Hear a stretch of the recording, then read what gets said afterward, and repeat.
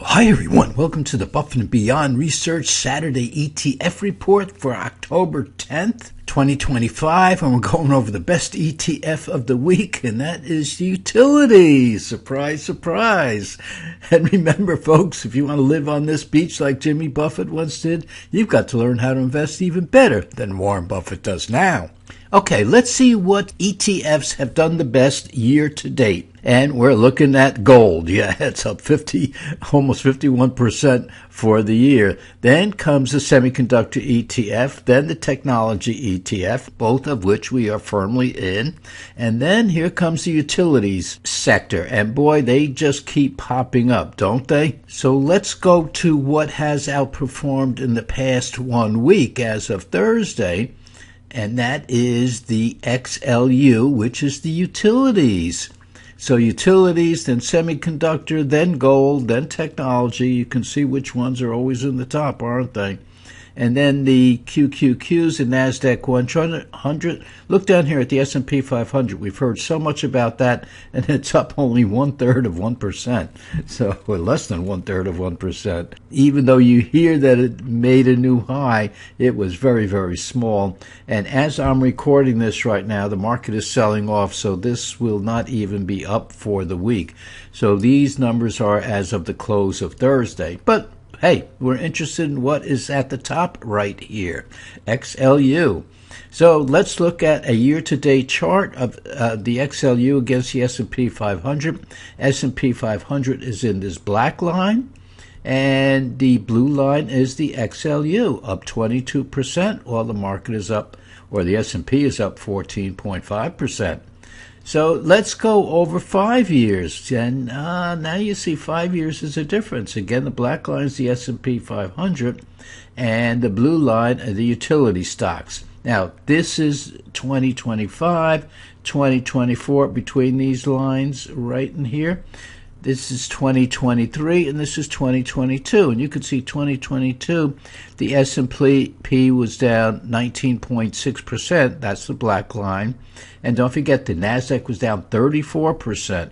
What the utilities do? Defensive posture. Yeah, it rose a little bit during 2022 when everything else was falling.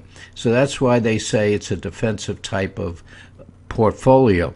But there were some wild gyrations in there. Look at this.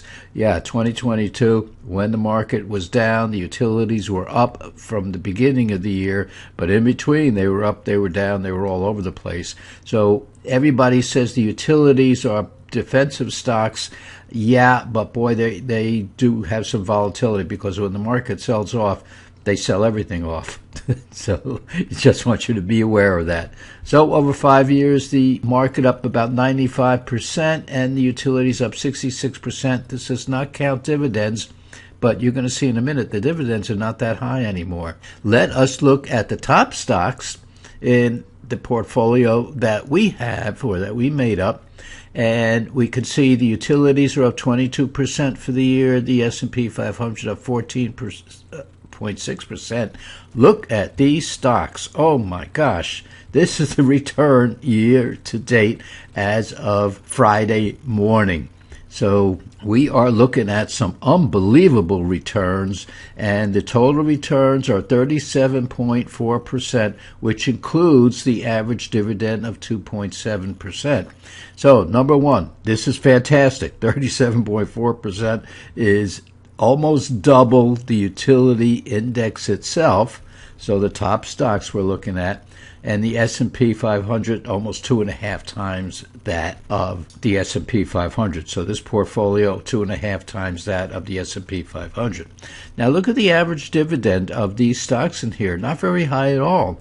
And in fact, some of these stocks have almost no dividend at all. They're acting more like growth stocks. You can see the return on equity is not very high for these stocks. And you can see that even if we wanted to pick 7 or 8 stocks out of the top, we would have to go down that ROE. But boy, look at this NRG Energy, 14% ROE, yet it's up 88%. That is absolutely crazy. But maybe not so much, because we're going to look at some reasons why. Okay, let us look at some of the top stocks and how they did year to date. Black line is the S&P 500. Now, this pinkish line, or chartreuse line, whatever you want to call it, is Next Era Energy, the old FP&L. And you can see that it was a hot stock at one time, and we're going to see that in a later slide. But now it hasn't outperformed this year at, well, just a little bit, just in the past couple of days, really. And then up here, the green is NRG. The red is CEG, which is Constellation. Now, do not mix Constellation Energy up with Constellation Brands, which is the beverage distributor, and they haven't been doing very well this year at all. So this is Constellation Energy.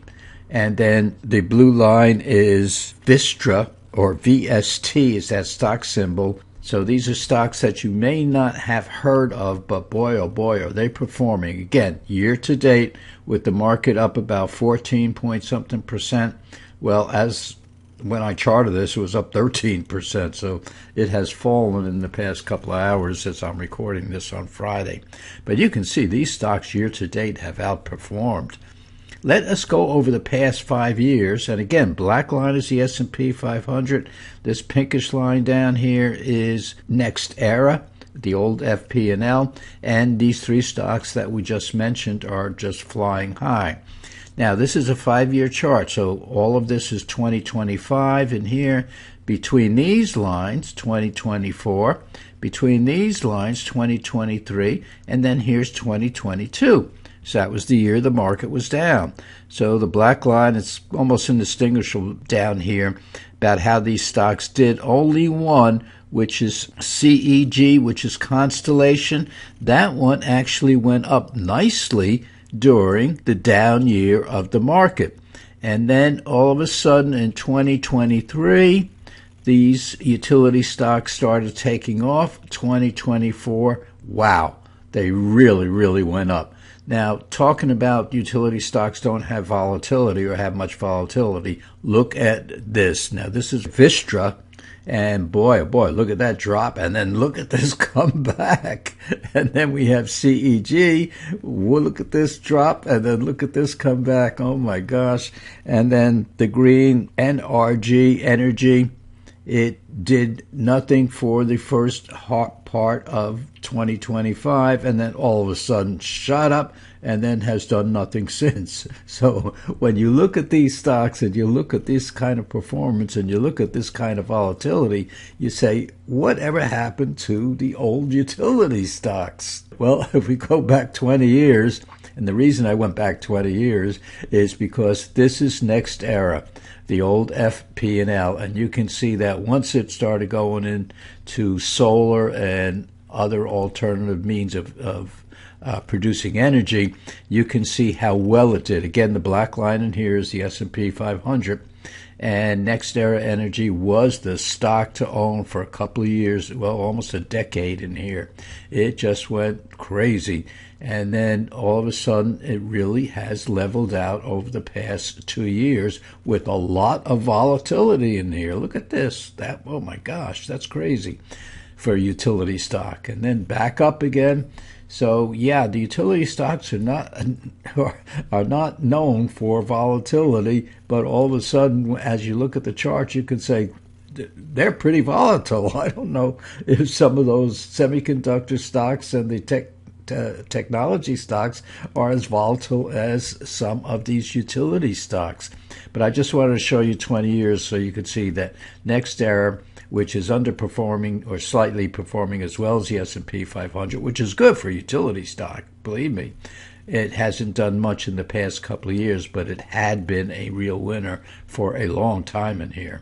Okay, now why is this even going on? Why is XLU in one of the top ETFs? Well, rising electrification and load growth.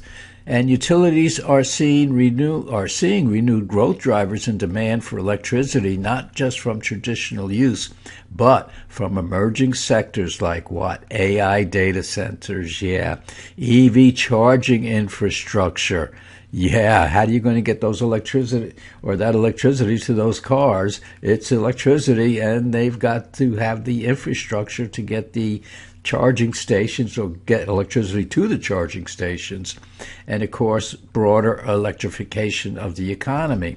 Now, when I was a young kid, way back in high school, I remember there were 230 million people or something like that.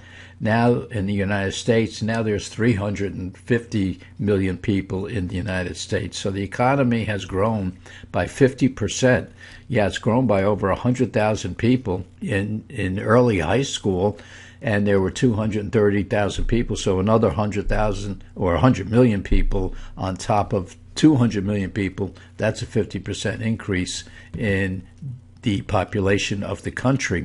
And that's why the roads are so crowded anymore, folks. You know, that nice drive you used to take from the Northeast into Florida during the winter, yeah, and you used to stop once or maybe even for 2 nights and just take a nice leisurely drive. Well, now the cars are bumper to bumper on those highways, aren't they?